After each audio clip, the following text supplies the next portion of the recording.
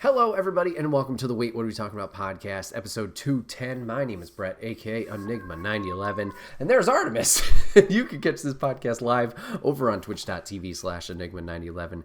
You can drop a follow over there. You get notified when we go live, so you join in on the fun and chaos and conversation with us as we record. But if you can't catch it live, that's A-OK. Go over to YouTube and podcast services the very next week, where it's broken out topic by topic and put as one big video and MP3 for your amusement on the following Friday. Last but not least, wherever you're watching, listening to this, if you drop a follow, drop a sub, wherever, whatever that might be. It may seem small, but it just helps the channel grow. So if you take the time to do that, we would love and appreciate you for it. Ready, Moose? It's your time to shine. Audio listeners, you always miss out. The Moose Cam. Do. Moose Cam. Are you done? You got your hellos in there?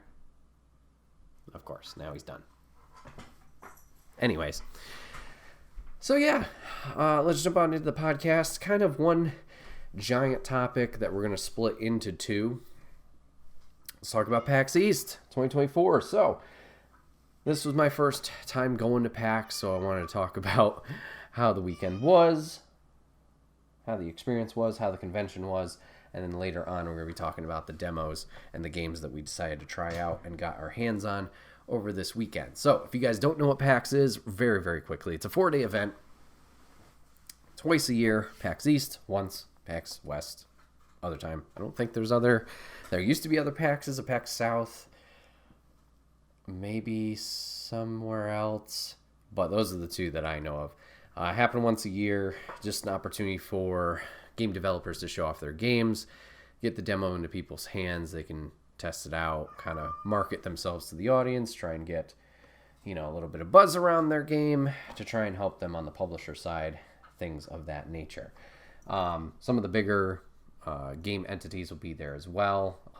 It seems like they've kind of gravitated a little bit away from that recently with like PlayStation, Xbox, stuff like that, but Nintendo was there this year. So along with those games, there's also plenty of panels that you can check out with developers talking, some fun panels from fans, and then there's also the tabletop side of things as well. There's lots of tables that you can just bring your own board games, hang out with friends, play, along with vendors and booths specifically aimed towards that genre with D&D and other board games and figurines and whatnot. So yeah, it's a wide variety show, and I really enjoyed my first year going there. I've debated it for a while now because I know a lot of my friends go and some other content creators that I watch and follow on Twitch or YouTube or whatever it might be, they go from time to time. So this year, man, Artemis is really on a tear. He really has a lot to say about the convention, how he was not happy he didn't go. So I was debating it for a while, wasn't sure if I was going to go, decided to finally pull the trigger. But when I wanted to go, I was just going to go Saturday initially. And by the time I looked at the tickets, Saturday was sold out. Turns out that's their most busy day, which makes sense. So we ended up getting a Sunday ticket, and I was like, all right, this will be cool. I'll dip my toes in, see what it's all about. Maybe say hi to some friends, and we'll go from there, see if this is something down the road that we want to keep up with. Reached out to some friends prior over at the trophy room. I was like, hey, heard you guys are going. Looking forward to seeing you Sunday. And then I got the bad news. We're not going to be there Sunday. We're actually traveling home then. And I was like, oh, all right. Makes sense. But sad face. And then fate decided to smile upon me. So we shouted them out probably before recording, but doesn't matter. Once again, 6-1 Indie. For the past couple of years, they host a showcase. So this is just an opportunity that they decided to take upon themselves to showcase a bunch of indie titles that bigger ones you may know of, smaller ones you don't know of, give them a little bit more of a limelight and show off the games prior to PAX as people are kind of ramping up for the event. Well, they hosted their most recent showcase, which you should go check out over on youtube.com/61indie. And along with like the kind of advertising, I guess, for the convention, they're like, hey, we have a Saturday pass that we're going to be giving away, do all this stuff and you'll be entered. And I was like, oh, okay, well, might as well. So did that, and we won. We got the Saturday pass as well. Shout out to Mike Clancy, who I met for the first time this weekend. He had the extra badge and was able to give it to them to do the little giveaway. So I was able to go Saturday, Sunday. Awesome. I can go see my friends. I can see the content creators that are going to be there. Win, win, win, win, win, right?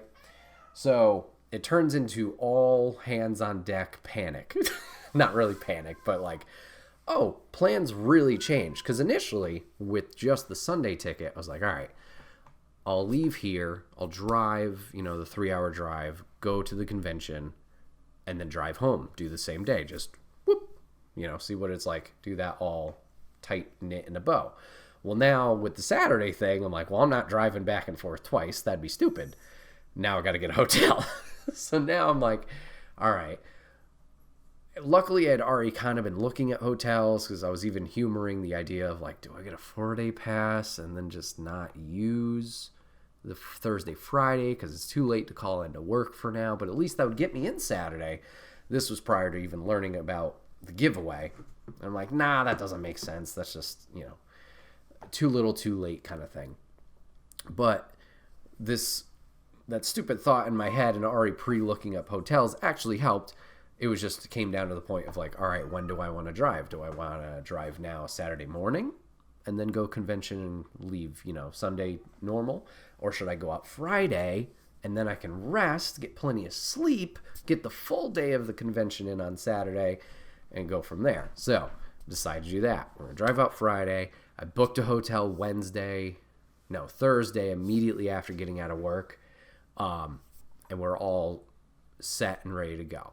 I lucked out. Things weren't super expensive. And I was able to get out of work even a little bit early too. So I was able to, jumpstart on the drive Friday night. So great. Okay, perfect. Everything is turning out sunshine and rainbows. And that's when the luck ended. So the drive was going fine, went great. I had a podcast I was listening to that was around that 3-hour mark. So I'm like, oh, this is perfect. Just get through this. Time's going to fly by. Traffic wasn't too bad. Luckily, I was avoiding a snowstorm as well. I was driving away from it. Nailing it. I'm supposed to get there originally 7:50-ish. I think I was supposed to get to the hotel. I get 30 minutes out from the hotel. I happen to go around this car. Everybody's safe. Everybody's fine before I even start this story, so nobody has to really, bite their fingernails and get worried. So I go around this car. Just happen to go slow. Whatever, whoop, just go past them for a little bit. And I'm like, all right, I'm going to get back over. Check my blind spot. It's important. Do that. Start shifting over. I commit. As my head returns back to the front, I notice, there's a giant hole in the road or something. I don't know. It was dark at this point, so I couldn't really check too many details, especially in that fast of a time span. I'm like, I'm already committed. This is going to suck. Just, your typical pothole. Boom, boom. You'll hit it. Whatever. Well, it was pretty big. Hit it. And I'm like, great, whatever. My car starts shaking.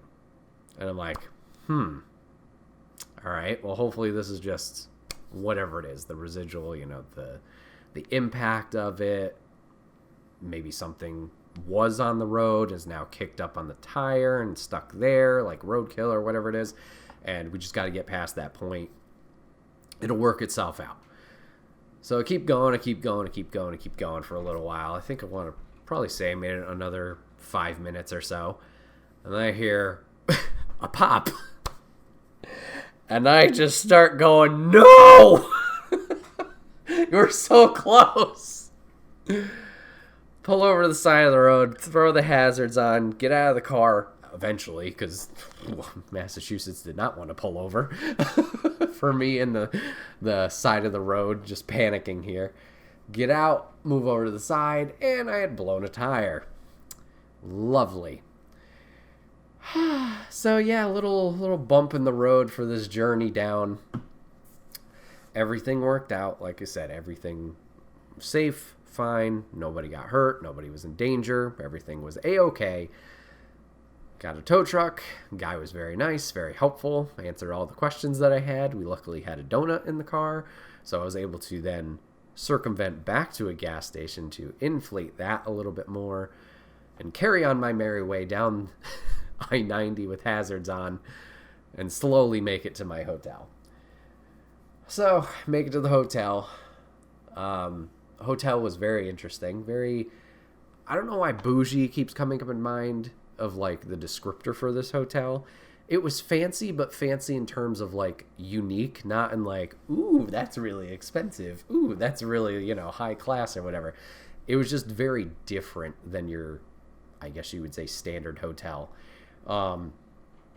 They got like a little robot that will deliver like room service to you, and then like they have kiosks that you could check into. There's still people there. You could do that. There's a valet system to park your cars. They don't have their own garage, or they do, and they're just like, that's how they sneaky get some extra money, even though it's a third-party company. It doesn't really matter. And then the rooms are small, but concise and pretty nice.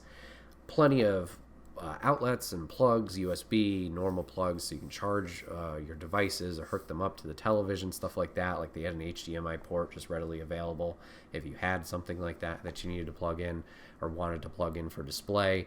Backlight on the TV, you could set it to reactive to what the TV was showing and put those colors on the wall, or just whatever custom color you wanted to. Bathroom setup was nice, but not really the most private. So I mean, for me, I thought it was really nice. Everybody there was nice as well. It served its purpose. Place to crash. So I get there finally. So originally, like I said, I was supposed to roll in, I think 7:50. I don't think I got there until like 10:30-ish. So a little later than anticipated. So got there. Finally was able to calm down and, be like, all right, we got here. We're safe. But now I got to figure out the tire situation. So I'm like, all right, great. Somehow I was able to sleep through the night. Didn't sleep the best, but got up early. Figured out the garage situation. Luckily, I found somebody who was able to take me in, swap all that stuff. So then it was the fun jumping around of like, okay, show floor opens at 10. All right, I got to get over there. Because I still didn't have my badge at this point. So, like I said, shout out to, hello, green screen. Like I said, shout out to Mike Clancy. He had the badge, and I was communicating, once again, lots of shout outs to 61 Indy. I was talking to Mike over there. He was kind of like the middleman, and I felt so bad because he was working this whole convention. He works through Vicarious Visions, which, like, not Vicarious Visions, excuse me, that's a game developer. Vicarious, period. And they do like PR for certain games and help them in the marketing side, I guess you could say. He'd probably be able to answer better than what I'm explaining. So sorry, Mike, if you're listening to this and I'm explaining it poorly. But he's working the convention, so he's there early in the morning. He's like, hey, I'm powering the booth on, setting things up so we're ready for the day. I'll meet you out there. And I'm like, no worries, I understand. Take your time. So got to the convention. You get into the building. Security's very, very simple. They got bag check if needed, and obviously they're checking props for any cosplayers and whatnot. But dropped off the car, got there in time before the show floor opened. I think I rolled in around 9:39. I don't know. Plenty of time before the show. It doesn't really matter. And I go to pick up my Sunday badge because I'm like, well, might as well do this here. I got the time. So did that. That was very simple because everyone else had already picked up their badges, so there was literally no line. It was funny. I walked up to the desk and they had 8 people, and I'm waiting, just to not be rude, who's gonna call me? And one of the ladies is like, you can go with anybody, it doesn't matter. I was like, hey, good morning, everybody. Just went to the first guy there. But yeah, I got the badge. That was simple too. And then I was waiting for Mike. He, like I said, being the middleman, was like, oh yeah, we'll get the badge from Clancy. You'll be all set. So caught up with Mike. Big hug. I think this is the first time I've really had a big conversation with Mike. I've known him for a while, or at least known who he was. Probably Kind of Funny Prom was the first time, which my memory's but I think that was 2017, maybe 2018. And then I had seen him one more time in person with, even before they were 6-1 Indy, when it was still kind of NYC. They did a meet and greet with Kind of Funny flying out there. I decided to go into town for that. But he was hosting that too. So it was like barely a quick conversation like, hey, can I help? No, you're good. Okay, great. So this was the first time I think I really had a conversation with Mike, and it was great. Mike's very kind, very generous with his time, but we talked about the convention, and like I said, he was there to try and help the the pass over the badge. Unfortunately, he had to go back, but he had let Clancy know where I was. So I was like, all right, I'm not going to move from this spot. So it's very clear, because I don't know what this guy looks like. He has no idea probably what I look like. So this is just going to be, the random, are you so-and-so? Oh, great. But I lucked out, waited there for a few minutes, and I noticed, also from 6-1, Kyle walk in, Harry walk in, and then a third gentleman walk in. I'm like, that's probably my guy. So big hugs for Kyle. Kyle and I mean, if you guys have been watching the podcast for a while, Kyle's been on a few times. And him and I, once again, our first in-person chat was back at prom. But I'd known who he was for a while with his interactions with Kind of Funny. Harry, this is the first time I met him in person. He was very kind and awesome. And then Clancy, once again, was awesome as well. And very kind with the badge and handing that over. So hung out with these three for a little while. They all had their media badges, so they had some access to like a kind of side room where they could store some stuff if they wanted to, and lockers. So kind of tagged along with them, shadowed them as they kind of took care of their stuff. At this point, I had talked to the garage a little bit. They're like, hey, we need to do this XYZ. Is like, whatever, just do what you need to do. Get me home. But followed them. And originally with the convention, once you got into the main like lobby area, you got your badge and whatever, there was this big queue, line of people in order to get into the expo hall. Like I said, it opens at 10, goes till 6, and that's where all the demos, your tabletop stuff, that's where everything is. So there's this big ass line. And me thinking like, oh, well, these guys are media, they might have their own entrance, whatever, like I probably should at some point head back to that. Nope. It's nice to have friends in high places, because they were able to scoop me in. It wasn't really any special entrance. It wasn't like this is a media only section, but they had a side entrance, and they're like, oh, let's just go in. The thing's opening up. I'm like, oh, sweet. So I got to luckily avoid the crowds there. And yeah, we went right to where Mike's booth was. He was working with Deathbound, which we've talked about on the channel here. And if you want a more in-depth video on it, we've done that, and that's on the YouTube channel, so you can check that out to see that game. But yeah, all of us kind of palled around there for a little bit and chatted, and then eventually we dispersed with Mike working there. Kyle was kind of shadowing him, as this is his first PAX as Vicarious personnel as well. And then yeah, Harry went to go do demos, and Clancy went to go do his thing. So I was like, all right, here's my time. We'll jump around, see what it's all about. So I kind of started with like the general walkthrough. Let's see, like take it all in, see what everything's about. So like I said, there was a lot of different booths. Nintendo was there, Mountain Dew had a booth, Dunkin' Donuts. So it kind of was split into 3 sections, at least for my observation.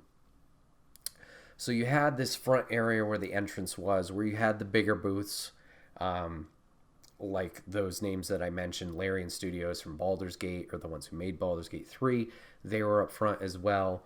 And then there was a few independents there as well, with smaller booths, or kind of like booths with multiple standees for different games that they were working on and publishing, etc. You had some booths for streaming gear, like microphones and different keyboards and other components that you could use for your streams. On one side, on the other side, they had a lot of colleges there for game development and game design, showing off their, programs and whatnot. So that was kind of your front section. And I guess I should mention, this whole building, the closest thing I could think of in terms of a comparison is like an airplane hangar. And that sounds weird, just how the ceiling was like domed and like has all those cross hatching beams and whatnot, but it's like a huge ass room. And then the rest of the convention center towards the center, or sorry, towards the beginning, the entrance, that's the word you're looking for. They have 2 floors there above the lobby area for panels and whatnot. So second floor with a bunch of like 3 or 4 rooms there. Third floor, same thing for all your panels that they were hosting throughout the week. Excuse me. So first section was those bigger ones.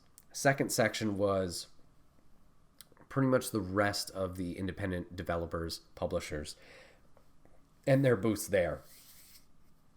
I would say pretty much all the same size. Some were maybe a tad smaller than the others, but just pretty much like stations set up for you to make a little queue, make a little line. You could go up, play the game, talk to the dev or talk to the rep that was there, see what the game was about. Some people had merch and stickers for their stuff or pins. All of them, had the little QR code thing like, oh, wishlist our game, which I know does help get eyes on their product as well from people who don't have publishers and whatnot. So that was pretty much your middle section. Even the outskirts was even more independence. I think one side also had like some retro game booths for, physical copies or old consoles that you could buy. Some had some more nerd apparel and clothing that you could get, and memorabilia, I guess you could say. And then the third section, so they each have like this big open area in between them. The back section is all your tabletop stuff. So that's where you have your tabletop booths, like I mentioned earlier, for figures or games, new card games that you might not know of that people are, advertising and promoting, along with a plethora of like lunchroom type tables where people could just sit down if they brought in their own games. They could do that. Somewhere there was even a PC area that might have been in a different floor, but like you could bring in your PC and I assume LAN party games. Don't quote me on that. There's also food trucks over there that they had in there. Decent variety. I didn't really poke around too much in there to see exactly what they had. And then some tables on each end of the like empty areas for people to sit down, relax, catch their breath, have their food if they wanted to, stuff like that. So there's plenty of space to go around. So I kind of did that initial lap through to see and get a general idea of where things were. Now we're going to take a quick tangent here, talk about where things are. So they give you 2 resources at PAX. 1, they give you a physical map. Great. 2, they have their PAX navigation app where you can see when panels are. You can see what gives you a layout of the expo floor or the panel floors and stuff like that, so you know where you're supposed to go for each thing. Apparently this is not anything new, as the 6-1 crew told me. The navigation sucks. They all have booth numbers, like a 6-digit, 5-digit booth number where it's like, oh, well, this should be simple. I'm located at 13112. That's my booth number. There is no label anywhere that I could see of booth numbers, where things are, anything like that. And apparently, because I didn't grab one, the printout map that they did was totally wrong as well. I guess Nintendo was like a late entry into this thing, and that kind of shuffled some things around. That was not updated for the print map, which was printed prior to their joining in. So navigation sucked. Now I bring this up because with this initial lap, it seems like, and this could be, the cause or the curse of any convention, there's things that you see, and then there's things you don't see.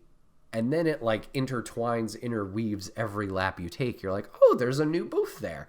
Where the fuck is booth blah, blah, blah that I'm looking for? And then you get frustrated and you're like, it's supposed to be right here where I saw it. There was a couple games like that, which we'll talk about more in the second section of stuff I didn't get to play. But there was one I was like, I swore I saw the sign and it's in this area and it's not here. Very silly. So I don't know. PAX got to figure that out. Hopefully better, so things are more easily not obtainable, that sounds weird, but findable. Is that even a word? Waypointing, whatever. So you can find what you want to find and play what you want to play without just being like, oh, here it is. So that was silly. But the first lap was cool. I was overwhelmed by like, I don't know where I want to go. And I feel that was something like, even with the little prep I did before, I was like, I don't know what I really want to play. Nothing was like super calling out to me. And with this being my first PAX, like that was a little weird. And I felt a little weird about that initially. Like, I get it. Conventions obviously are probably a lot of money to get a space, to bring everything there, to have the help.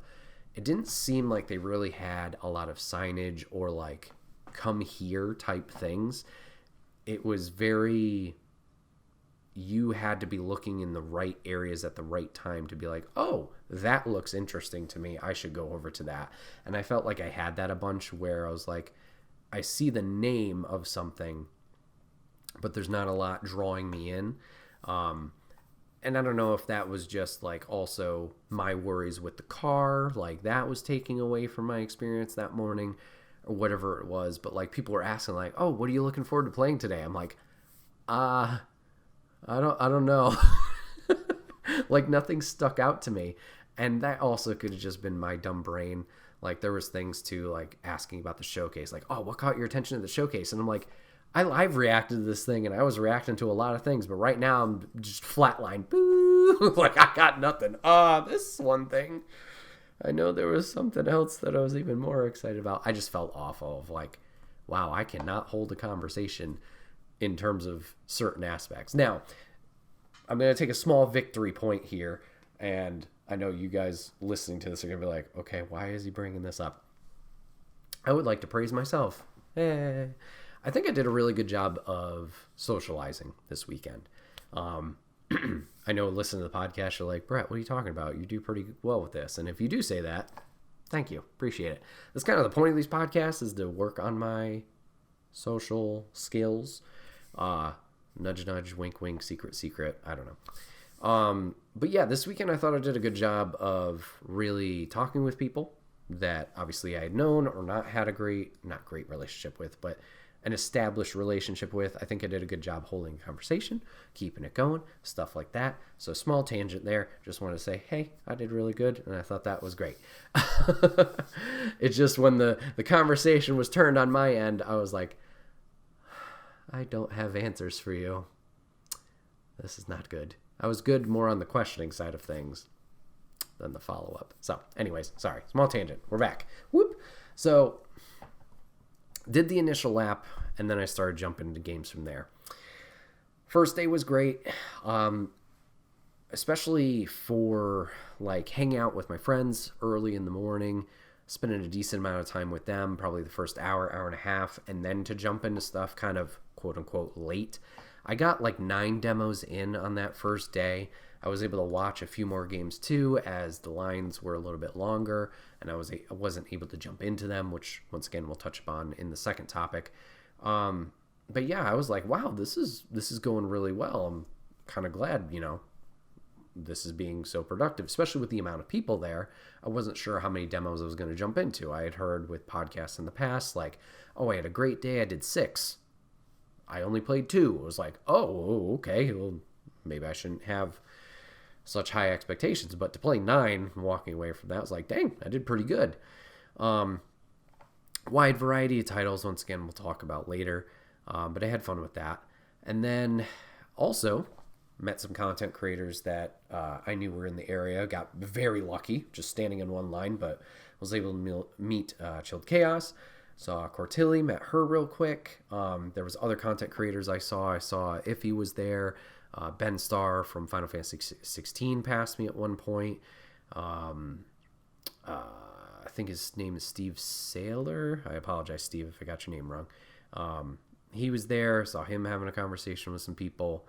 Nemesis, who does WWE 2K content. I've learned about her recently. I saw her twice over that weekend. All people like I just know from a very top level area, so it wasn't anything where I'm like, oh my god, I want to meet you. It's just like, oh, that's cool, there they are, hey, what's up, that kind of thing. But cool to see them. and meet up with Chilled and Cortilli earlier. Um, so yeah, I think I was there pretty much all the most of the day. I think I left close to 6. Um, Before I talk about that evening and Sunday, how the lines work, because this was something I had no idea either, and Kyle was nice enough to, and Harry were nice enough to explain like how this worked. Because looking around, hanging out with them, it just kind of seemed like mobs at certain places of like, how do you know when you get to play? And I will say some booths did this really well. Some booths did not do this really well.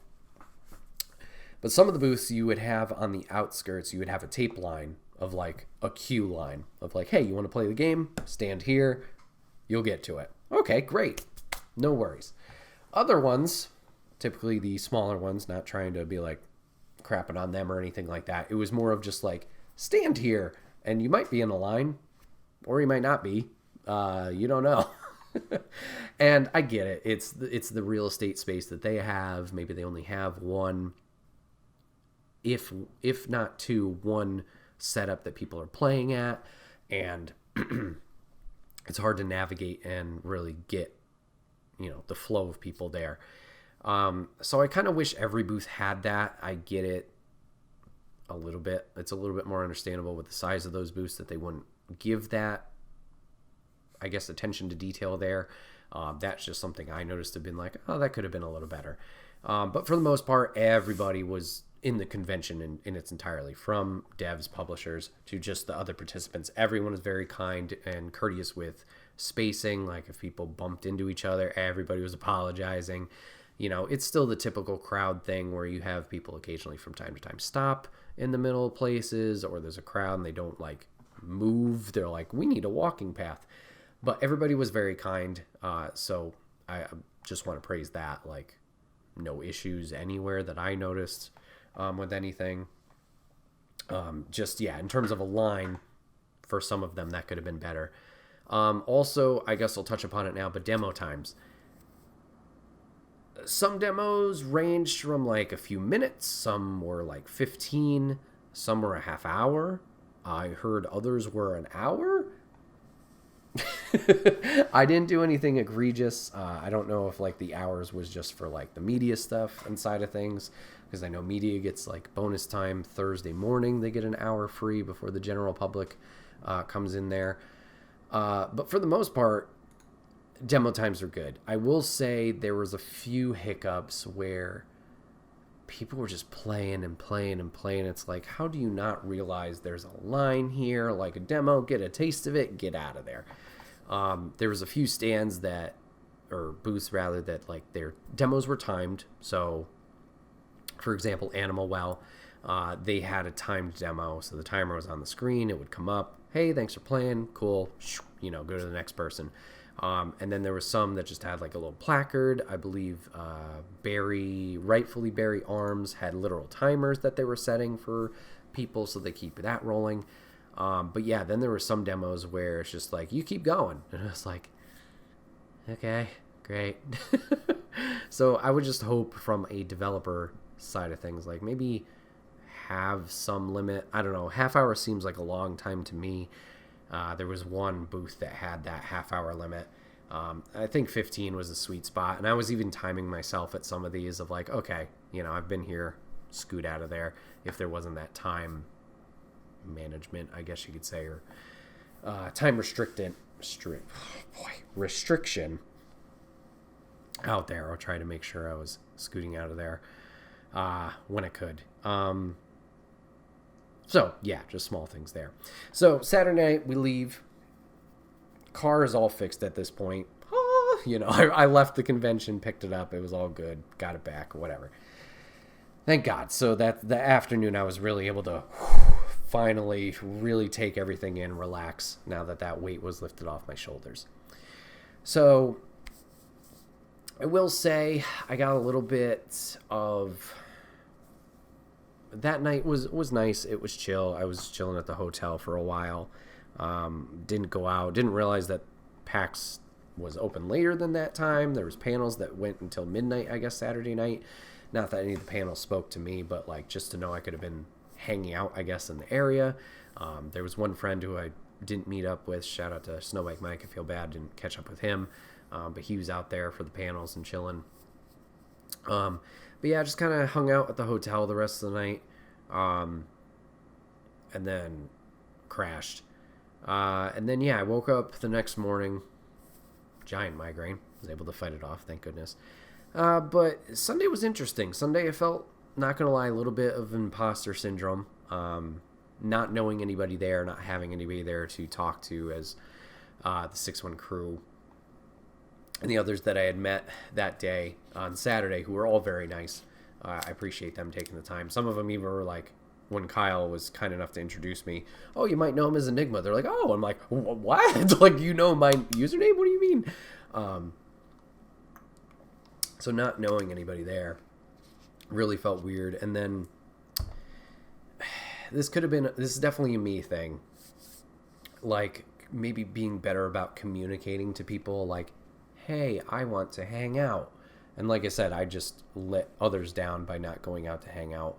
But, like, just putting myself out there, I guess, a little bit more and being clear, messaging. I just didn't want to be, like, overbearing as well and being like, hey, because I didn't want to be that person.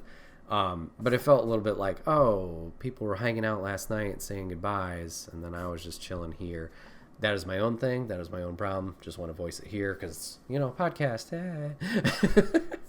So I was feeling that a little bit Sunday, just being by my lonesome, walking around. But yeah, Sunday was fine. It was definitely more of a family type day. I felt like there was a lot more kids there, which is, cool. Just around in comparison to Saturday. I got to play a few demos, but I felt like for the most part, I had hit what I wanted to Saturday, obviously with 9, quite a decent amount. So I hit a few more on Sunday, ones that I had missed out the previous day or heard good things about. But definitely didn't do the amount of demos I did Saturday. Left a bit early just because, hey, still the drive home. But Sunday was good. Picked up a t-shirt and stuff like that. But yeah, Sunday was pretty short and sweet. So, all in all, how was the PAX experience? I think PAX was a lot of fun. I'm definitely feeling remiss or sad that it's over. It seemed to go very quickly. And I don't know if that's just the layer of the car business being involved too, of jumping around, taking care of that, the stresses and the woes there. Or just being the limitation of like, hey, your friends are only here for one day. That's all you get. But I had a good time overall. I definitely think I'm interested in doing it again. And this is something I was talking to Lady off a stream about, of like, because obviously the drive home, there's a lot of time to think. I was like, should I do all 4 days next year? And I'm kind of like at this weird crossroads of yes, no, what seems to make sense. And I'm almost saying no just because of how Sunday went, how Sunday was. I felt okay with, I don't need to be there at quote unquote rope drop. I don't need to be there at the right when the showcase opens. Obviously I left early, granted the traveling is a whole nother factor into that.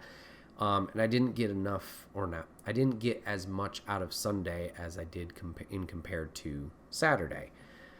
So it's like, would 4 days of that really make sense?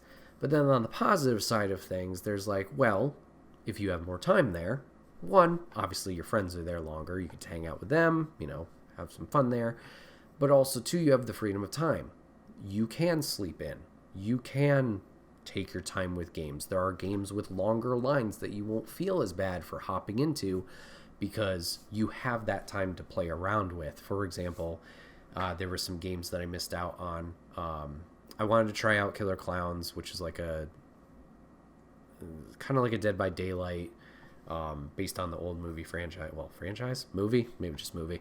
I was a little curious to check that out. There was a cute indie game that there was always a long line for, and I'm sorry if I'm going to butcher the name. It was something about capybaras. I want to say it was Extremely Violent Capybaras, but it was like a multiplayer beat 'em up type thingy. Extremely powerful capybaras. That's what it was. Looked ridiculous and looked like a lot of fun. But didn't jump into that. So like things like that, I think would be more beneficial from going the 4 days. Is like I said, more time with friends and not feeling like, oh, I need to capitalize on every single second, minute, whatever of here. I could go out, not have to worry about the longer lines. I have that freedom. I have that time there, and then go do that. So obviously there's a whole year, actually a little bit more than a year, to figure out what I want to do. If I want to go for the longer time or if it will just be, just make a weekend trip out of it. 2 days isn't bad. I'm curious to see how next year's is. They've already announced when next year's is going to be. It's not going to be in March. Surprise, surprise. It's going to be in May, actually. So a little plus there. Be warmer weather. I was hoping for that this time, and that did not happen. As it rained a fuck ton on Saturday. But we'll have to see. Luckily, it seems like I avoided the PAX plague that I've heard about so many times. Obviously, a little stuffy, as you probably can hear, and I apologize. But luckily, didn't get sick or anything like that from the convention. I want to say that the booths were doing a very good job of, some better than others, like cleaning up stations after you were done, and everybody was respectful of their spaces, masks, no masks, whatever it was, hand wash and all that stuff. So lucked out there, knock on wood. But yeah, shout out once again to all the people I met and hung out with this weekend. Especially, like I said, Mike being very kind with his time, Clancy for the badge, Kyle being kind and awesome as always, Harry for the first time meeting him and giving recommendations and stuff like that. He was awesome. Got to catch up with Joe from the trophy room. Fantastic. He was very tired. I felt so awful. I was like, hey, Joe. He's like, hey, man, what's up? It's good to see you. I'm exhausted. But no, it was great. I got to see, some of the people that I wanted to in person and catch up with them. Yeah, just it was a great time overall. I'm glad that, obviously was very fortunate to win the ticket for the first day, but glad even in general just to have gone and try it out, see what it was like. I'm curious how it would have gone. Not that we'll ever know. If I did just do the Sunday, would I have blown a tire out? Would I have gotten as many demos in? Would I have, whatever it would have been. Like, we'll never know. But I'm glad the tire thing didn't bust a hole into the whole experience. It was obviously stressful at the time. I had my help there, both in person and through other means, helping me through it, and I was able to everything worked out in terms of getting it fixed, getting it repaired, not having to do anything super extracurricular for that. It got taken care of.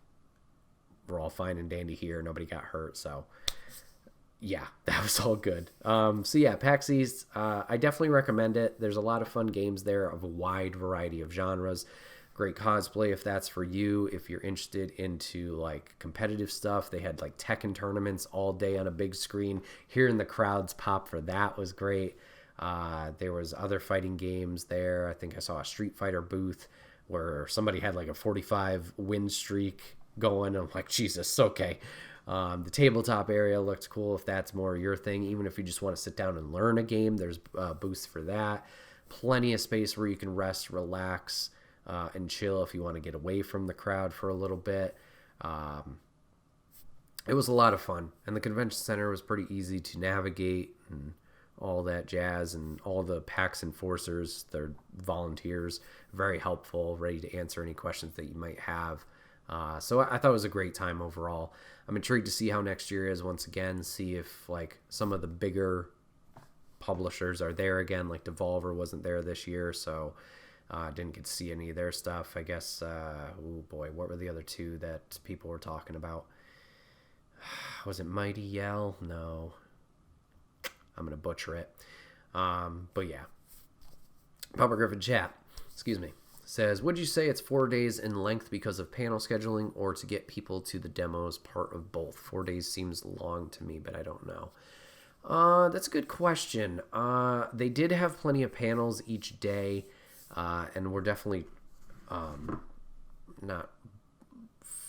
What's the term? It wasn't like there was long gaps, I feel, in between them. There was a lot that overlapped in terms of timing and scheduling. And they seemed consistent of like something was always happening. Obviously, you have those in-betweens to empty the theater and get the next group in there. So those were filled in.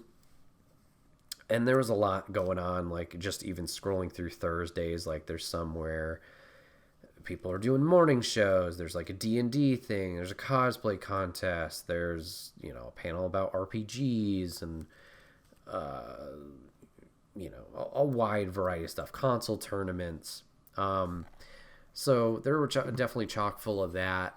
I don't know. I want to say, I feel like Comic-Con's also 4 days. So it might just be also traffic of people. Obviously with the indie demos and stuff, like, hey, a lot of people playing your demo, a lot of hands-on stuff, it's your QA. Kind of, and your marketing aspect for like, hey, go check out our game. So I don't know, that'd be interesting to look up if it's always been 4 days.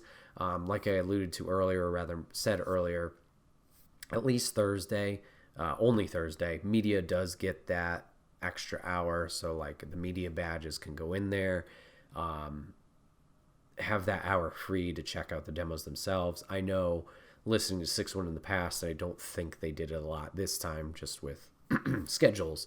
But people will set up meetings with different booths, from content creators to media personnel.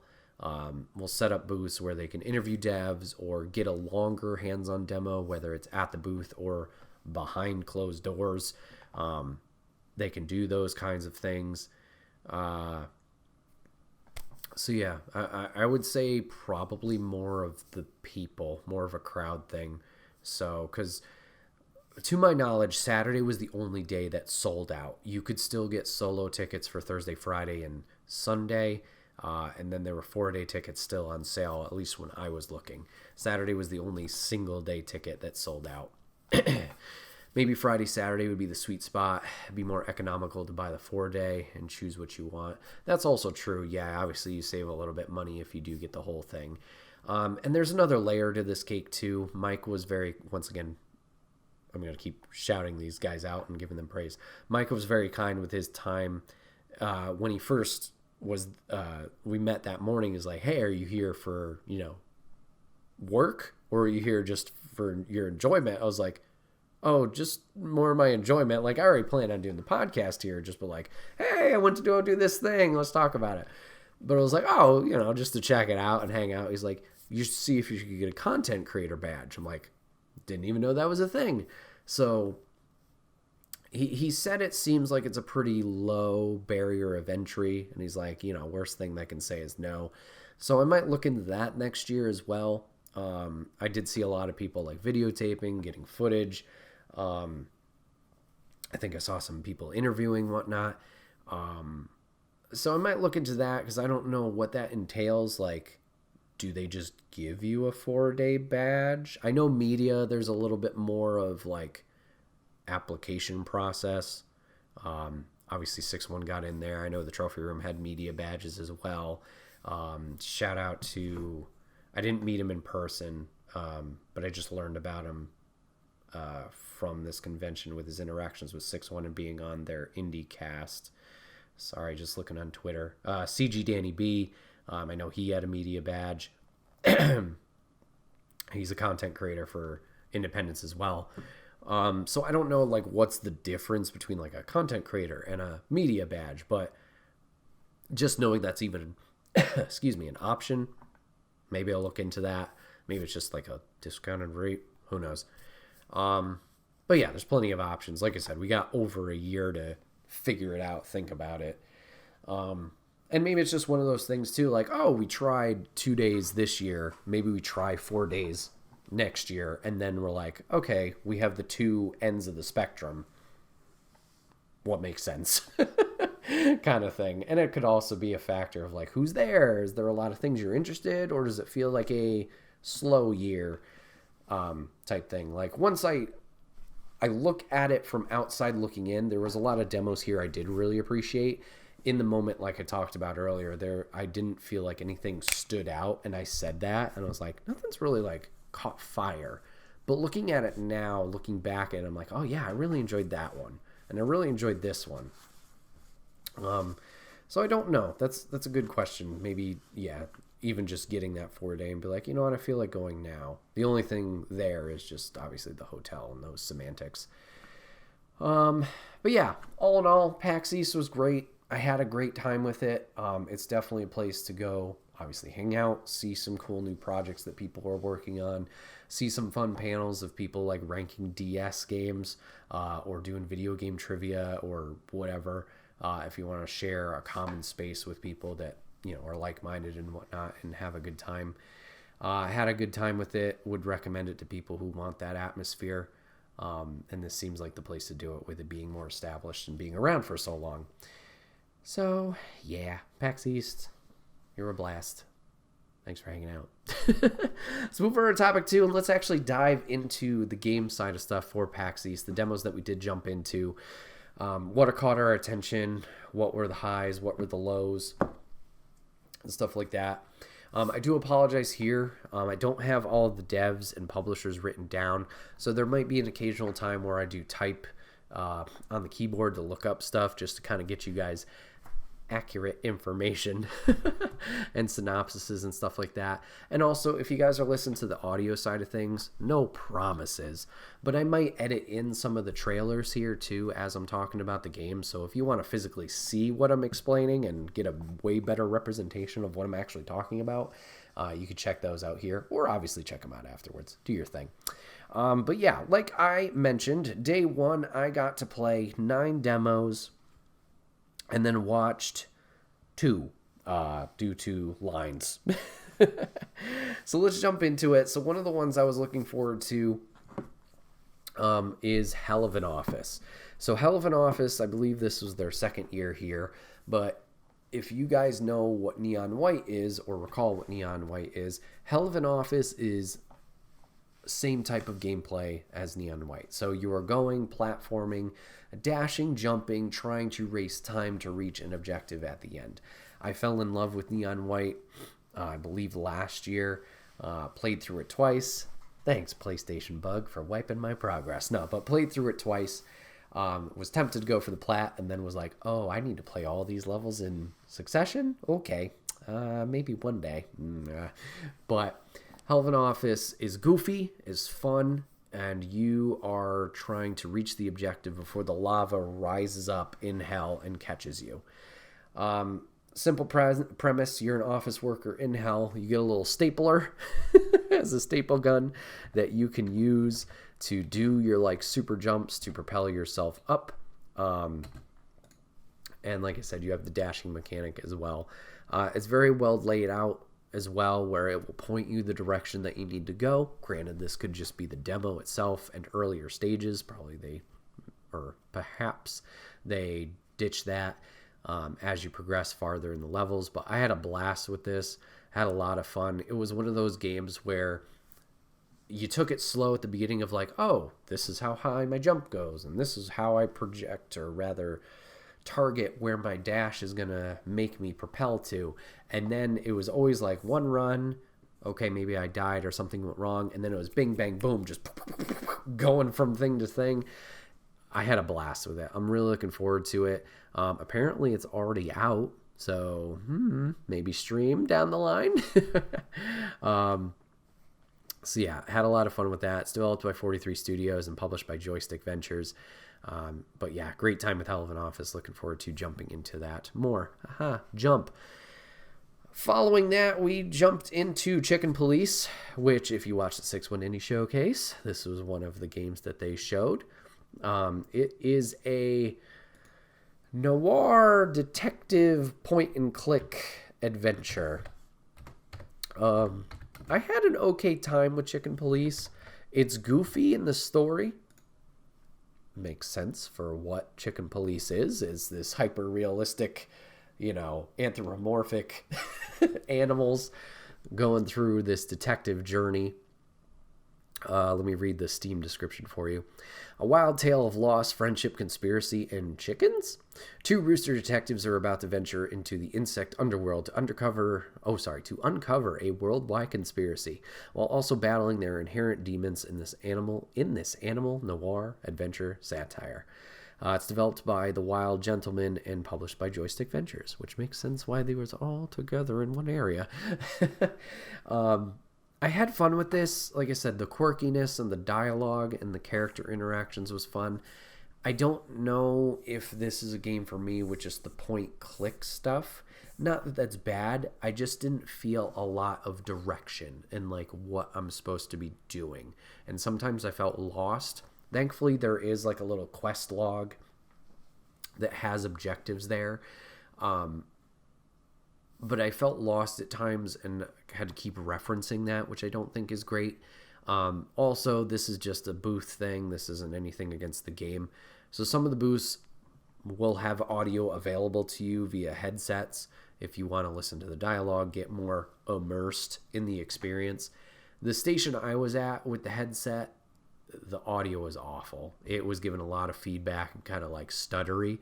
So I didn't have that on. So maybe with that immersion aspect into the story without just reading the dialogue, maybe that would have helped a little bit more with my fun factor. But I want to give this a try because it seems like a goofy story, with a potential, fun twist and like narrative that they're telling there. But also wanted to give it and show it some support with it being in the showcase. Have some fun with that. So it doesn't have a release date just yet. It does say coming soon. But also apparently this is a sequel. So if you're interested or intrigued enough, they do have another one. So that was the second demo that I did jump into. Next one I didn't actually play, but I did watch a bit, was Legends of Starcadia. Now that one looked really, really cool. It's an RPG, but what got my attention was the art style. So the story, from what I heard the dev as he was pitching it to others, is this is a mix of The Goonies and Guardians of the Galaxy. So apparently this kid, something happens to him, but he gets zapped into space and he has to like end up saving the universe. So it's turn-based combat similar to your, Final Fantasies of old, and that's probably the only example you're going with. So Final Fantasy 7, 10, stuff like that. So 3v3. And you're working off of your partners. There was like synergy attacks, and you can build up combos and whatnot. But it looked very cute. It looked like a fun story from what I could tell. Like I said, unfortunately, the line that I was in wasn't going super fast. It seemed like the demo they had at PAX, from what the dev had said, was more of just a combat demo as they were trying to figure that out. So you're walking around this open area, and there's little patrols of like the goons there, and if you run into them or they run into you and chase after you, that's where you get into this fight, do the turn-based strategy stuff, and go against the enemies there. So Steam description for that: Legends of Starcadia is a quirky turn-based RPG full of action-packed adventure. The Starcadian Empire is under attack by one of their own, and it's up to a team of unlikely heroes to assist the resistance to restore peace by defeating Nico and his legion of interstellar armies. So no release date again for this one. It was developed and published by Doom Turtle. So yeah, one to keep an eye on. Like I said, the art style is really what got me. And there's this pig man that's your friend with a big old hammer. He's great. Next demo we jumped into, it's probably talk of the town, was Animal Well. So Animal Well is releasing, I believe, in May. It's right around the corner on multiple consoles. Developed by Billy Basso and published by Big Mode. Explore a dense, interconnected labyrinth and unravel its many secrets. Collect items to manipulate your environment in surprising and meaningful ways. Encounter beautiful and unsettling creatures as you attempt to survive what lurks in the dark. There is more to what you see. No, more than what you see. I can read. Yay! So this one was great. So you're a little blob. And the gameplay is a Metroidvania. So 2D, side-scroller, you're going back and forth, uncovering different paths, trying to solve puzzles, whether they be platforming or finding certain keys to unlock doors or cranks to get a platform up so you can then navigate to the next area, avoiding enemies, using little firecrackers to kind of like scare them away. But the art style in here is really, I think, and the atmosphere is what really drew a lot of people in, including myself. So this is going to be a very niche explanation of like the ambiance and atmosphere that I felt. But if you've been to Disney and you've been on the Avatar Rivers of, the Rivers ride, the boat thing, nice chill one. If you've ridden that, the vibes at the beginning before the animatronic shaman and her like, trance and all that crap. The vibes there with like the animals walking around and the vibrant purples and greens and blues and like that atmospheric just sound that's around you. Animal Well has that with its visuals, with its ambiance that's around you, and also the animals that are interacting. Most of the animals are just chill. They're hanging out. You'll see them in the background, from deer running away due to sound, to foxes that are hanging out, to some animals that'll even help you in your platforming.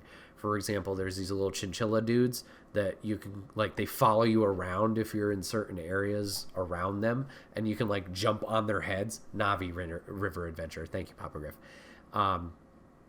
So yeah, the little chinchillas will help you. So most of the animals are kind and nice, but then you'll run into like little hedgehog guys that are like the Spinies from Mario that you need to jump over. There was this little ghost guy that you had to figure out a way to get past, which ended up being the firecrackers. You kind of dispersed the spirit after you used them. And even watching the trailer here, like a lot of this was not in the demo. It just looks crazy of like the atmosphere that they're building here and the puzzles that you're solving. So I'm interested to jump into this one. Like I said, it's right around the corner. May 9th is when it comes out. And apparently there's a lot of secrets. Like there's a lot of hidden paths. I think at one point I happened to find a map in a treasure chest. And I know a lot of people were not talking about that map. They were talking about some other items that they had found and puzzles that they had figured out. So yeah, this one looks cute. With a great art style. Looks like it also has a lot more spooks a little bit. Seeing like this spectral cat flying around at one point. So intrigued to see what the story is here and what your little blob character like actually is. Like what's the lore behind him, or them rather. So yeah, I would definitely check out Animal Well. Give that a shot if that sounds interesting to you. Next one is one that we played a few years ago on Steam Next Fest, and by a few I mean 2 years ago. I just wanted to jump back into it because the game was a lot of fun and ran smoothly. Ollie Frog Toad Skater by Mr. Thie, and published also by Mr. Thie. If you like Tony Hawk, this is the frickin' game for you. This is awesome. Mr. Thie does a fantastic job with this game. Flows well. All the combos and moves are just like what you remember from your Tony Hawk days or even skate days. Building up combos, you're collecting letters, you're breaking things, you got the different objectives in your like 2-minute run. And I just wanted to jump in there and have a blast with it. Something we saw in the demo years ago was when you wipe out too, it's even funny. So you're little frogs that you can customize fully color wise. I think you could probably unlock different cosmetics as you play as well. But even if you're gonna botch a move and crash on your face, you kind of like our little squeaky toy, like wee as you just eat it on the floor. So I had a lot of fun with this. I was just there. Like, I knew I was in for, so I was just skating around, having a blast. Got to have a little bit of a gamer moment as I hear people behind me going like, oh, this guy's pretty good. He knows what he's doing. So that was fun just to jump back into and have a little bit of reaction with Mr. Thie and thank him for what he was doing. And he does a really cool thing with his booth too. So he had a great banner behind him where it's like, oh, this is the game that's here. You know, had the title and stuff like that. But what he has you do, or had some people do while you're in line throughout the convention, and he had a bunch of sticky notes and he had Sharpies. He was like, hey, do you want to draw a frog? So seeing the progression throughout the days of these little sticky notes of various colors and all these different frogs that people were drawing across his display in the back was cute. So just appreciated that. No definitive release date yet for this one. It just says 2024. But yeah, looking forward to it. Hopefully soon. After Ollie, we did another revisit, and this one, I think, was that same year that we tried Ollie Frog. It was Rightfully Berry Arms. So, Steam description. Rightfully Berry Arms is a bullet hell roguelite that is about much more than collecting loot, dying, and losing everything. Carefully choose enemy upgrades against your own, then plan your dungeon crawl tactfully to gun through through unique factions of enemies, strategically preserving loot after death. This is developed and published by Daylight Basement Studios. Releases June 27th. So we played this a few years back, like I said, during Steam Next Fest. And for some reason, the gameplay just didn't connect with me. And I don't know if it was just the twin stick nature, where you're moving with the left stick and then you're pretty much aiming your gun with the right stick. And I was like, it's just not clicking with me. I'm not very accurate with the gun you've given me. And I was getting a little frustrated of like, I can't hit any of the enemies and just avoiding the crap out of all these bullets. But playing it this time, I had a lot more fun with it. I don't know if it was just the goofiness of the gun I had. I saw some people before me had some like different laser guns. I had one where it was like two giant hands, like foam finger hands, and they were snapping. And every time they snapped, they like lit out a burst, like a shotgun blast of bullets. So I don't know if it was just that. I was having more fun with that, or the goofy outfit the bear had on. I think I had him in like swimmies for the pool for some reason. But I had a great time with it this time. And talking with the devs there, I had a 6-1 Indie shirt on. And they recognized that. Like, oh, that's awesome. Like, yeah, I heard about him, you guys through them. They're like, oh, that's great.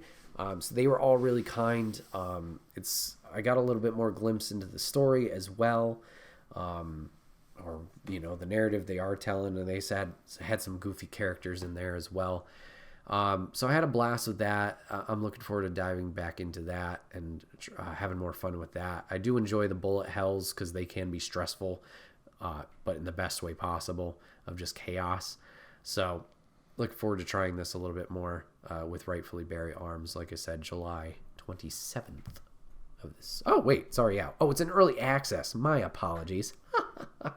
So I don't know when the full release is, but if you want to play early access, you can jump into it now.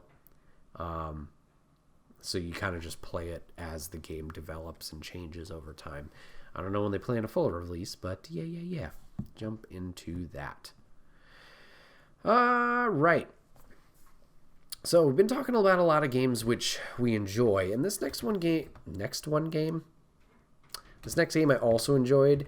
It just was not a great demo, I feel, in terms of the public. So the next game that we played was Part of You. This one also releases soon in March 22nd of this year, 24. Part of You is a puzzle adventure game about finding yourself. Meet over 100 completely innocuous characters in the bustling town of Hacksaw Springs, with the totally ethical powers of flipping and swapping facial features. Make your way through the town to reclaim your missing identity. So the demo that they had here was you were a volunteer at a carnival, and you are there to pretty much just help the rest of the employees, the volunteers, the staff there, in doing little different puzzles. And they give you different tools. They give you what they call a flipper. They give you a stamp. They give you a glove hand and your bag, like your inventory. And your thing that you're trying to do is solve these puzzles that they give you of like, okay, we have this clown. He's missing a lot of his features. Can you rebuild the clown? Which would spin off to, hey, we need to figure out this word problem, or we need to figure out why this doesn't look correct, or we need to fix this, whatever it is. You know, your typical problem, fix it, puzzle, blah. And I don't know if it was just the explanation from the demo itself on these tasks, or if it was the demo itself. Some of it didn't seem to work for me, where it was like, logically, I should be able to do X, like take the stamp, copy this element, paste this element somewhere else, as I've been told I can do. And for some reason, it didn't work. And puzzle games, obviously, sometimes take a little bit of brain power, and you got to think about what you're doing. And in that situation where you know, like, oh, there's people behind me, they're waiting in line, they want to play this too. When you can't figure something out, it just adds that much more pressure and kind of takes that fun away from it. So I think this might be a game that I just more enjoy on my own, or at least, you know, the privacy of my own home without people waiting behind me to play it. Because I didn't want to sit there and be like, this isn't working, and just keep like bash head against wall to try and figure it out. It's got a weird and fun art style. It's goofy, and I liked the puzzles that they were trying to set up. It was just, in terms of execution, I don't know if this was the best demo for like getting people through it. The tutorial was good, but then once they threw you into that segment past it, it was almost like too wide and open of like all the things you could do and the different tasks that they kind of put you through. I think if they made it more sequential of like one task at a time, maybe that would have presented a little bit better. But like I said, still intrigued to try it out with the puzzle game, you know, whole genre. It's fun to have you think about things a little bit, but was not the biggest standout. So we played 2 more demos that day. I'll just touch on them really quick, and there was one more that we did watch.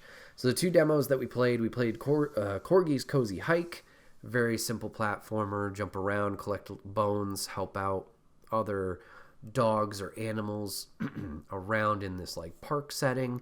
Very cute. Apparently the developer does something with like helping out adoption centers, I believe, for dogs, so that's great. But yeah, a lot of fun with that. Cute, short, to the point. And then the last demo I played was something called Anton Blast. Anton Blast was a 2D platformer, and talk about chaos. This man is just blowing everything up, just trying to get to the point to point. There's different levels that you could, excuse me, levers that would like open and unlock different things, similar to Mario with like the green POW switches or whatever you call them. But then once you reach the end of it, you had like to race back to the beginning. But yeah, it was just explosion. The controller's like earthquake mode as you're going through this. A lot happening on the screen, excuse me, as this is all going on. So seems fun and chaotic. I don't know if this one particularly resonates with me of like, oh, I gotta check that out. But ran very smoothly. It also has this like different planes of existence that you can jump around to add another level. Excuse me. Man, getting more stuffy as the more I talk, I guess. So adds another level to the platforming game aspect where there's, you know, different planes of existence, jumping over here, get to a certain point to go back forward to then backtrack and do this. It was interesting. It was interesting to jump into. Papa Griff asked a question, dumb question. No, you're good. So did the booths with demos have a view for the line, like an overhead or something, or just the primary player could see? So it's not like tunnel queues. Every queue or line was very open to the public. There was bigger booths like the Pokemon booth where they had little weaving interior segments, but they had the bigger booth. They could do that space. With the tape lines, it was just like here's your row of booths on either side. You're walking down this path, and they may have in front of their booth their little tape line of like, oh, there's 3 people here waiting, if they even did the tape line, so everybody can see. And then if you're sitting down or standing at the TV, the computer, whatever they may have, sometimes that line is visible to you, sometimes that line is to your back. But you can always see ahead of you of like, oh, I have 3 people ahead of me, or I can see the stations that people are playing at. So me as the person in line, I can see the flow here. I could watch the monitors if I wanted to watch somebody playing it. It's not like that mystery of like, I'm in this line and I don't know when I'm going to get on Peter Pan or whatever it is. It's not like that. Everything was accessible and viewable to you, the person waiting in line. So it's not that mystery element, which was definitely nice. And most of the lines were very short. The longest lines I saw were Killer Clowns, the Corgi Danger Extreme thing, or sorry, not Corgi, Capybara, and then the Pokemon line was huge. I never really looked into Larian, so I don't know even what was in their booth, stuff like that. Oh, sorry. I guess could the line watch you while you played, cheer, help, backseat on, etc.? Yes, yeah. Depending on, for the most part, yeah, you could see the TV setups. Like I mentioned with Ollie Frog, people are like, oh, this guy actually knows what he's doing with this game. I had people commenting behind me with like not Hellskate, Hell of an Office, being like, oh, that's the stapler's used as a jump and you can dash. And oh, okay, that's how that works. So depending on the different booths, like some would have separate TVs above the demo stations for like, this is the trailer. So that's like, oh, that's what catches my eye. I can look at it. Oh, that looks intriguing. Yeah, I'll get in line. But yes, for the most part, all of those monitors were viewable to the public. So they could have, yeah, said stuff. I didn't really have a lot of that interaction where somebody would cut in, make a comment, do something like that. The only times I noticed that were, yeah, they were just talking amongst themselves about what was happening, or if it was something like a multiplayer game where people were like, oh, yeah, this happened. Like by the Legends of Starcadia booth, there was another title that they were putting out called Ember Knights, which seemed like another multiplayer beat 'em up type style. And I know that got a crowd around it earlier, but I heard cheering from over there. The Street Fighter booth, which we alluded to, like people watching those fights, the Tekken stuff. There was something called Just Shapes and Beats, which is like a musical Guitar Hero-esque, that people were gathering around to watch that. So yeah, you could visually see what other people were playing. Most of the demos were like that. Like I said, I know sometimes the media, they get the quote-unquote behind the door thing. I don't know where that takes place, if that's in a separate room, like a media separate area, probably. But yeah, everybody could see. And then the last game, at least for day one, and this was one I just watched. I stood in line for a while. This was one of those demos where I was like, I wish this was timed. And even the main dev was like, they've been here for a while. I'm going to kick them off in a few minutes, and then proceeded not to kick them off in a few minutes. Was another one from 6-1 Indie Showcase called Dark and Deep. Let me bring up the page for you because I know I'm not going to do this justice with the description. Demo is now available on Steam, so we might check this out on stream at some point, the same demo. But a conspiracy podcast drags you into a hauntingly illustrated world of mystery and terror, reveals secrets and horrors with mythical frames given to you by a strange observer. Dark and Deep is a first-person cosmic horror game with a focus on puzzles and exploration. Play the demo now. So yeah, this was another one that I just wanted to try due to 6-1 showing it off, and talk with them about it and be like, yeah, that was really cool, or no, I shit my pants too much, like it was way too scary. It seems fun, it seems intriguing, but yeah, it was just the layout. They had 2 stations, demo stations that they had set up, And unfortunately, people are just going. Like I saw one guy was checking his phone and texting somebody while he was there. One guy took a phone call. I'm like, really? Like, what are we doing? But it is what it is. I did go back there on Sunday to try and play it, but it was even more busy. So I was like, it is what it is. I know there's a demo that I can play at home. No worries there. So yeah, that wrapped day 1. Day 2, I only played 3 games. Yeah, and then I watched 2 more. Let's talk about the ones that I watched first. First one was a very cute game. Very cute game. It's called Snacko, I believe. Oh boy, I might be butchering that. Hold on. Snacko. There it is. Snacko. Snacko by developer Blue Curse Studios and published by Armor Game Studios. This is also in early access, so you can play now as they develop it. Snacko set out for a new life away from the city to rebuild a town from scratch. Decorate, collect, produce, and befriend in this cat-evading life sim. So yeah, you're just this little purple cat, and it's a farming sim. It looked adorable. I didn't end up watching or staying and playing it because I was like, it's a farming sim. That demo is going to be forever. You know, I got my fix of like, oh, that looks great. The dev there was very kind too. She's like, oh, this is our game. We're really glad you like it because I took some footage of it. It's in early access now. I'm like, oh, that's fantastic. That means, you know, obviously you play it at home. But a little farming thing, as I'm watching the trailer now, looks like you go on little adventures as they had a sword. So I'm going to say if you like Stardew Valley and, Story of Seasons, and you like cats, this is going to be the game for you.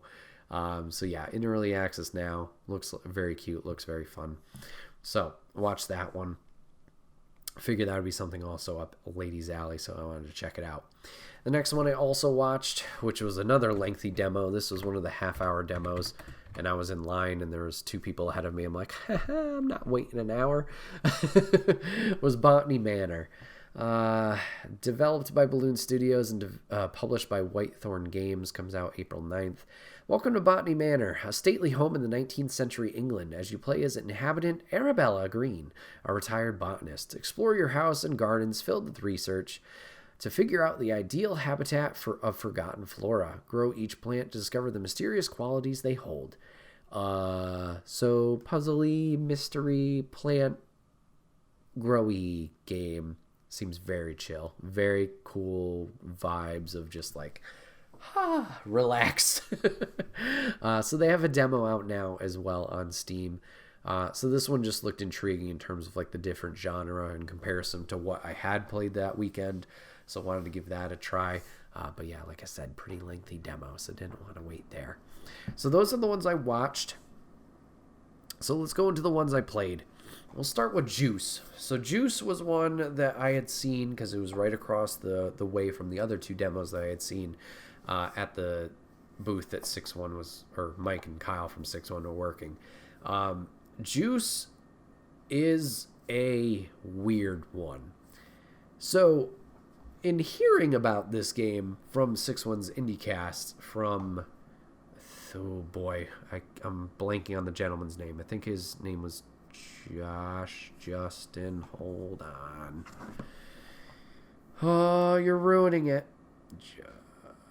Joseph. My bad, Joseph. I apologize. Joseph said when he played it, different Joseph than earlier. The story was it's a game about a monster attacking a city, which was definitely what I had got in my hands-on experience. But there was like this 2 sides of the story that he had played, where there was one where it was a monster where you're rampaging through the city, just ripping apart people, eating them. And then there was a second one where it was a person like witnessing those events happen IRL via the news and seeing people slowly go crazier and crazier, more into like trauma about it. I didn't get the person's thing, and looking from the demo here, it looks like there's base building, like you defend yourself. The only thing I got was the monster part. I had no backstory, no understanding, and I was very confused. So, the demo I played, extremely short. You were the monster, and you broke into a train, and like similar to what's that? Invincible, the anime and comic book. You like burst your way through this train, just ripping people, just ripping through people. Guts are flying everywhere in this weird like black and white 2D esque world where like all the people are just like 2D in a 3D world, just ripping through them. And then you bust into a house, and then you go and fall into this basement, and that was like the end. That was the end of the demo. It was like, what? You didn't tell me anything. It was super short, maybe a minute and a half, if that. And then they had a speed run mode that they had like a contest going for, of like, so and so get the fastest time. And it was just, you're the monster, kill 300 people in the fastest time possible. So I ran through that. I did not do great. I think the fastest was like 40 seconds. I was like a minute and a half. It was like, oof. It just was weird. The amount of stuff that's flying on the screen with all the guts and stuff like that, and like how fast paced it was, it felt like almost like if it was a flash warning type thing. Like, this is not a game for you. I think I would have enjoyed it more if I got that backstory of the human side of the story. I just didn't get that. I don't know if I was on the wrong side of the booth, if I skipped a line that I wasn't supposed to, because it was wide open, all 3 stations when I went. I have no idea. I backed out to the main menu. I picked a new game. No idea. So at least my experience was a little lower there. But it seemed like there was more behind it than what I saw. All right. Next demo I played was Deathbound. I did play the updated demo of Deathbound, as I think I talked about in the first part of the podcast. Wow, I can't even remember what I talked about an hour ago. I have played Deathbound before. I was lucky enough through Vicarious to get a code, an early build of that prior to Steam Next Fest. Jumped into there. We have a whole breakdown video on the YouTube channel, so you can check that out if you want to see more of this and my initial thoughts. But I wanted to visit the game again, see if the demo was different. I did know that they added a new character into it, so I was like, ooh, that's what I want to see. The demo I played was the exact same demo that I played prior to Steam Next Fest and what the Steam Next Fest demo was. So a little sad face there. They did change a few things. The little save points, those pillars that they used to have, are now these weird, like, not a TV dish thing, but similar. So that's a little different. Enemies were in different locations. I fought one of the big langy arm fellas at the very end. And then they did have the new character in there as well. Now, everything went fine. Game was still played very well. There was a lot of pop-in, unfortunately, of like textures and boxes popping in super late. And then also the demo kind of chugged a little bit.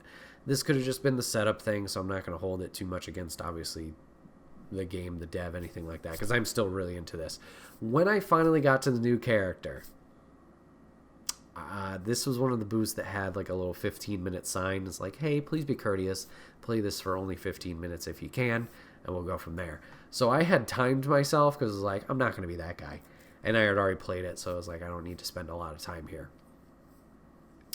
As soon as I got to the new guy, I had like 30 seconds left. And I had beat up all the people around me in the vicinity. So I was like, I can't even see the new guy's combat. He's like a capoeira warrior. Looked really cool, had a great look to him. So I just kind of punched the air and did the moves there. I was like, that's pretty cool. This flows really well. This is great.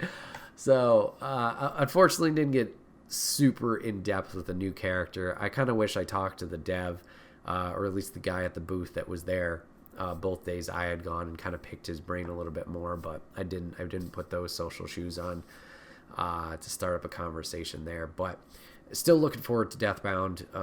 I don't know if they've updated with a release date. Let me see. They do still have their demo available now. I don't know if it's the updated one with the new character. No, it just says 2024. So just repeating it. Developed by Trial Force Studio, published by Tate Multimedia. Yeah, had a lot of fun with this. The Soulsborne crossover between like futuresque appearance and world with medieval characters. You got the swapping and morphing in between a wide variety of characters, as you have a 4-character roster with, I believe, 8 in total that you can unlock, from a knight to a giant berserker to an assassin to now the capoeira warrior. A lot of fun, especially somebody who sucks at Souls-likes, isn't the best at them. This one seemed a little bit more welcoming. Still difficult, but the morphing mechanic, really intriguing, very exciting. So, had a great time there. And the last one that I played was right next door, and this is one that also, surprisingly, the release date is right around the corner. I played Venture to the Vile. Now, the demo that they had available at PAX, they had 2 demos. They had the combat demo, which is now available on Steam, and they had a narrative that was exclusive to PAX. And I was like, oh, well, I really am intrigued by the art style. That's what got me over here. And the trailer that you're showing, I want to know what the fuck's going on. Show me this narrative. So Venture to the Vile is, let's see, dive into the strange town of Rainy Brook, taken over by the Vile in this 2.5D Metroidvania. Fight your way through treacherous terrains and defeat formidable bosses to absorb their powers. Will you save the town and find your missing friend Ella, or will you give into the monster you become? So this one drops May 7th. It's developed by Studio Cut to Bits and published by Aniplex Incorporated. So the story here with the narrative demo that I was able to play, you start off as a kid. Now, everybody in the town is an animal of some kind in terms of they wear these masks that are the animals. So your character is a little deer, and as you start the demo, it's your mask day, where you go from a little deerling mask to a stag, and I guess this is going to be your mask for life, but the rest of the village has different masks. So you have a deer, your friend Ella is a fawn, I think. There's a crow, there's a walrus, there's a bear, I believe, there's a dog, there's a wide variety of animals, and everybody's name kind of matches up with their animal, like Mr. Dog, whatever it is. But you're these kids, and you just simply go and you're like checking on these traps that you laid out to get food and whatnot. And as you're checking these traps, some bullies come and they beat you up. And they break your mask partially, where one of your antlers gets broken.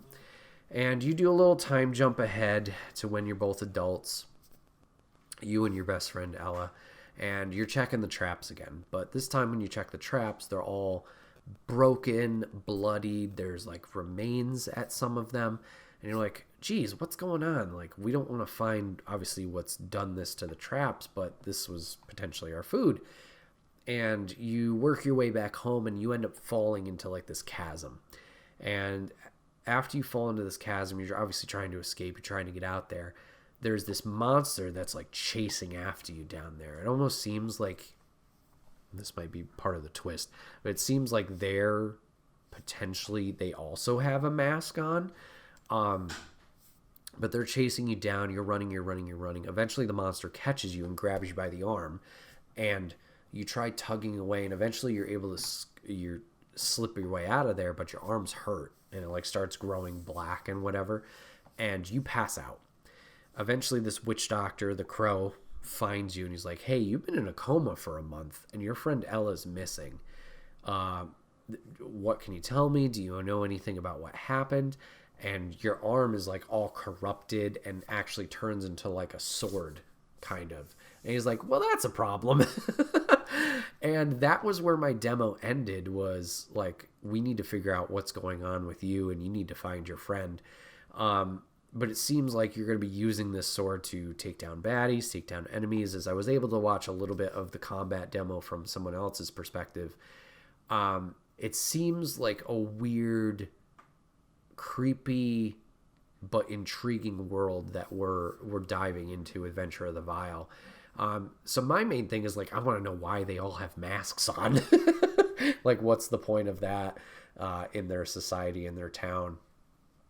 I think, like I said, I have an inkling of what potentially that monster we saw was. But we'll have to wait and see.